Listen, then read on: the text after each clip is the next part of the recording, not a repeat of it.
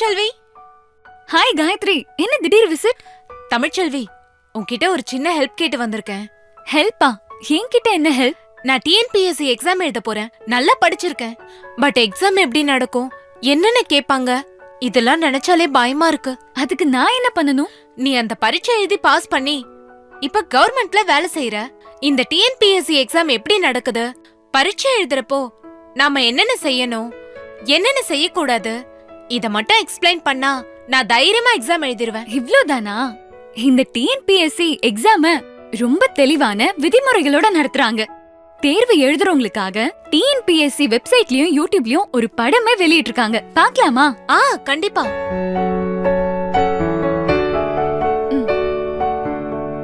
TNPSC தேர்வு எழுதுபவர்களுக்கான வழிமுறைகள். தேர்வர்கள் தேர்வு ஆரம்பிப்பதற்கு 1 மணி நேரத்திற்கு முன்னால, அதாவது கண்டிப்பா காலையில 8:30 மணிக்கு தேர்வு மையத்துக்கு வந்துடணும். கொரோனா போன்ற நோய் தொற்று பரவும் காலகட்டங்களில் ஹேண்ட் சானிடைசர், முகக்கவசம், சமூக இடைவெளியை கடைபிடித்தல் அவசியம். தேர்வு எழுத வருபவர்கள் ஹேண்ட் சானிடைசரை அவசியம் கொண்டு வர வேண்டும். தேர்வு தொடங்குவதற்கு 30 நிமிடத்திற்கு முன்னாலேயே கேட்டை க்ளோஸ் பண்ணிடுவாங்க. அதுக்கப்புறம் என்ன காரணம் சொன்னாலும் உள்ள அனுமதிக்க மாட்டாங்க. சார், எக்ஸாம் எழுதணும். 30 நிமிஷத்துக்கு முன்னாடி கேட்டை க்ளோஸ் பண்ணும். மணி 9:05 சாரி சார், லேட் ஆயிடுச்சு. நான் ஒண்ணும் பண்ண முடியாதுமா. தேர்வாணைய உத்தரவுப்படிதான் நடக்க முடியும். ரொம்ப முக்கியமான விஷயம் காயத்ரி. ஃபர்ஸ்ட் எல்லாம் 10 மணிக்கு எக்ஸாம் ஹாலுக்கு போனா போதும். அப்படியே லேட் ஆனாலும் 10:30 மணி வரைக்கும் அலோவ் பண்ணுவாங்க. ஆனா இப்பெல்லாம் அப்படி இல்ல. ஷார்ப்பா 8:30க்கே அங்க இருக்கணும். தேர்வு ஆரம்பிப்பதற்கு 1 மணி நேரத்திற்கு முன்னால தேர்வு மையத்துல இருக்கிற டிஸ்பிளே போர்டுல உங்களோட ரெஜிஸ்டர் நம்பரை பார்த்து அந்த ஹாலுக்கு போகணும். Hall ticket, black ball point pen, அதோட தேர்வு கூட நுழைவுச் சீட்டில் குறிப்பிடப்பட்டுள்ள ஏதாவது ஒரு அடையாள சான்றிதழை மட்டும் தேர்வு கூடத்திற்கு எடுத்து வர வேண்டும். தேர்வு கூடத்துக்குள்ள mobile phone, watch, laptop, calculator, இந்த மாதிரி எந்த எலக்ட்ரானிக் பொருட்களையும் எடுத்துக்கிட்டு போகக்கூடாது. மறந்து எடுத்துக்கிட்டு போயிட்டீங்கன்னா அதை வெளியில தான் வைக்கணும்.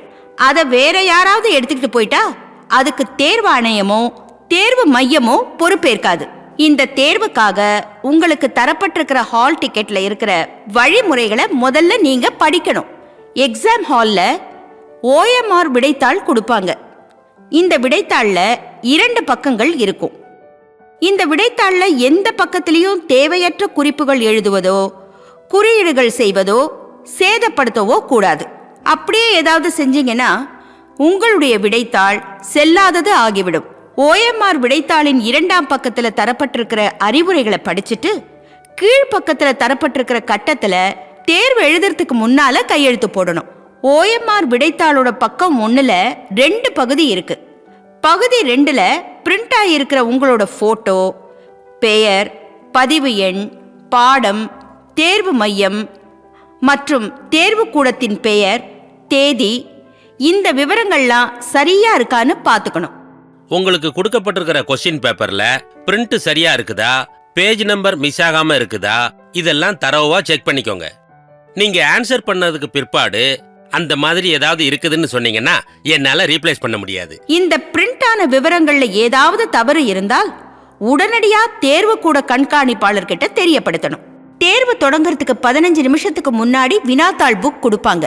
அதை முழுவதுமா சரியா இருக்கான்னு பார்க்கணும்.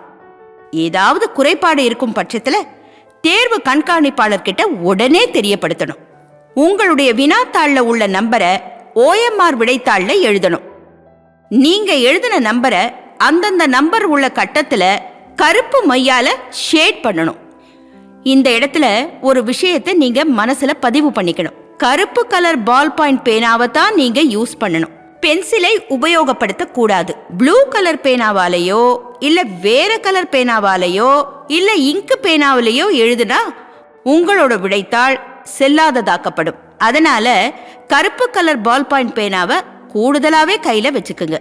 வினா தொகுப்பு எண் எழுதுவதற்கு வழங்கப்பட்ட கட்டங்களில் வினா தொகுப்பு எண் எழுதப்படாமலோ அல்லது பகுதி அளவு எழுதப்பட்டிருந்தாலோ விண்ணப்பதாரர் பெற்ற மொத்த மதிப்பெண்களில் இருந்து 5 மதிப்பெண்கள் குறைக்கப்படும். வினா தொகுப்பு எண்ணை விடைத்தாளில் அதற்குரிய இடத்தில் சரியாக எழுதி அதற்குரிய வட்டங்களை நிரப்ப வேண்டும். நீங்கள் எந்த வட்டங்களை நிரப்பியுள்ளீர்களோ அதுவே இறுதியானதாகும். வினா தொகுப்பு எண் சரியாக எழுதப்பட்டிருந்து அதற்குரிய வட்டங்கள் நிரப்பாமல் விடப்பட்டிருந்தாலோ அல்லது தவறாக நிரப்பப்பட்டிருந்தாலோ அல்லது முறையற்று நிரப்பப்பட்டிருந்தாலோ அல்லது ஒன்றுக்கு மேற்பட்ட வட்டங்கள் நிரப்பப்பட்டிருந்தாலோ அல்லது ஒன்று அல்லது அதற்கு மேற்பட்ட வட்டங்கள் நிரப்பப்படாமல் விடப்பட்டிருந்தாலோ அல்லது உங்களுக்கு வழங்கப்பட்ட வினா தொகுப்பில் அச்சிடப்படாத வேறு எண்களை வினா தொகுப்பிற்கான வட்டங்களில் நிரப்பப்பட்டிருந்தாலோ அல்லது வழங்கப்பட்ட வினாத்தாள் வரிசையின் வரம்பிற்கு உட்படாத வினாத்தாள் வரிசை எண்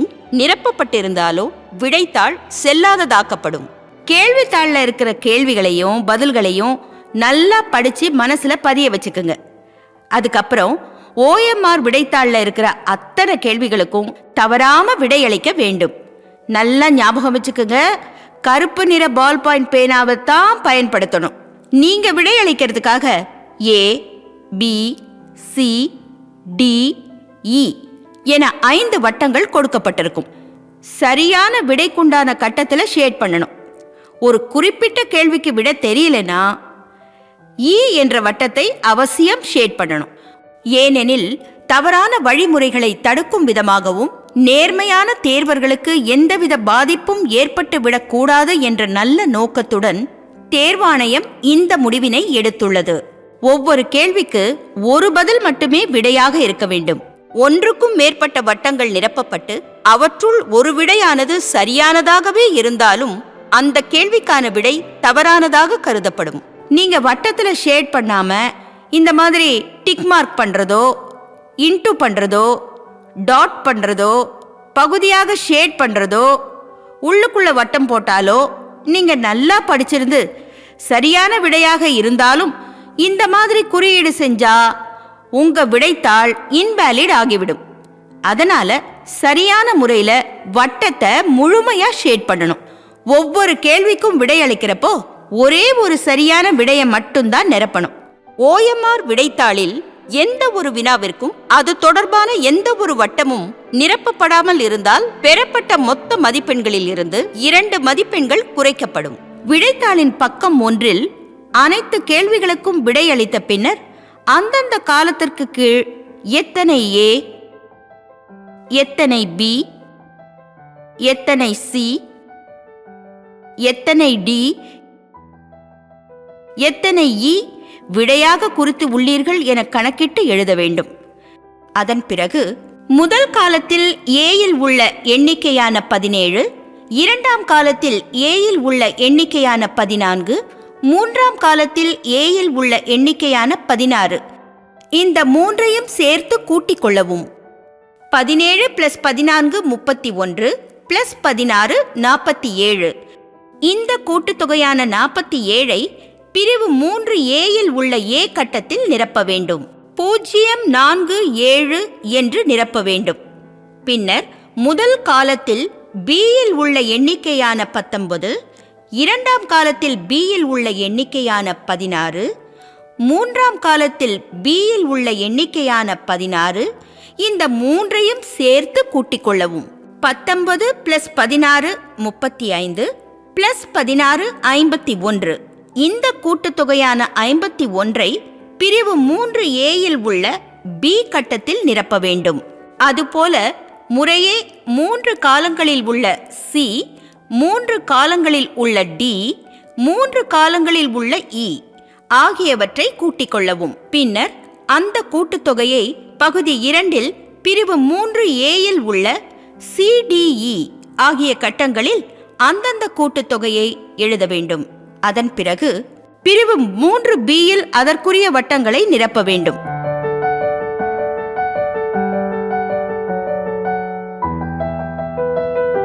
இந்த A, B, C, D, E இவைகளின் கூட்டுத்தொகை, அதாவது A 47, B 51, C 52, D 39, E 11 இவைகளின் கூட்டுத்தொகை 200 என்றால் வழங்கப்பட்டுள்ள வினாத்தாளில் உள்ள வினாக்களின் எண்ணிக்கையும் சமமாக, அதாவது 200ஆக இருக்க வேண்டும். இதற்காக தேர்வு நேரத்திற்கு பின் 15 நிமிடங்கள் கூடுதலாக வழங்கப்படுகிறது. OMR விடைத்தாளின் பகுதி 2இல் குறிப்பிடப்பட்டுள்ள A, B, C, D மற்றும் E ஆகியவற்றின் மொத்த எண்ணிக்கை தவறாக குறிப்பிடப்பட்டிருந்தாலோ நிரப்பப்படாமல் விட்டிருந்தாலோ தேர்வரால் பெறப்பட்ட மொத்த மதிப்பெண்களில் இருந்து 2 மதிப்பெண்கள் குறைக்கப்படும். எல்லாரும் நல்லா கவனமா டோட்டல் பண்ணுங்க. இதுல ஏதாவது மிஸ்டேக் பண்ணிட்டீங்கன்னா நீங்க எடுக்கிற மார்க்ல இருந்து 2 மார்க்கை உங்களுக்கு கழிச்சிருவாங்க. தேர்வு முடிந்த பின்னர் OMR விடைத்தாள் பிரிவு 4இல் கையெழுத்து போட வேண்டும். கையொப்பம் இடாத பட்சத்தில் அவரது விடைத்தாள் செல்லாததாக்கப்படும்.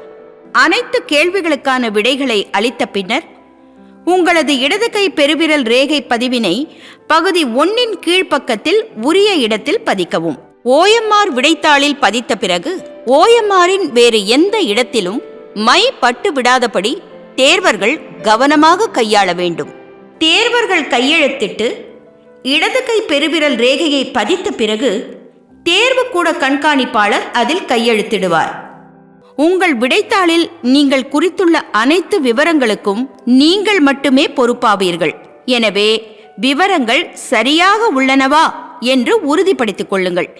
மேலும் தேர்வு முடிந்தவுடன் OMR விடைத்தாளை அறை கண்காணிப்பாளரிடம் ஒப்படைத்து விட்டேன் என்பதற்கு சான்றாக தேர்வர் மீண்டும் ஒரு கையொப்பத்தினை வருகைத்தாளில் அதற்கான இடத்தில் இட வேண்டும். தேர்வுக்கு நன்றாக படித்து உங்களை தயார்படுத்திக் கொள்வதுடன் இந்த அறிவுரைகளையும் சரியாக பின்பற்றி தேர்வு எழுதுங்கள். நன்றி, வணக்கம். இப்போ நல்லா புரிஞ்சுதா? ரொம்ப முக்கியமான விஷயம் காயத்ரி. தேர்வாணையம் தரவரிசைப்படி தான் ஆர்டர் அனுப்புவாங்க. இடைத்தரகர்கள் மூலம் தவறான வழியில போய் ஏமாந்துட வேண்டாம். அப்படி யாராவது ஏமாந்துட்டாங்கன்னா அதுக்கு தேர்வாணையம் பொறுப்பாகாது. பயத்தெல்லாம் விட்டுட்டு தைரியமா எக்ஸாம் எழுது. All the best. தேங்க்யூ.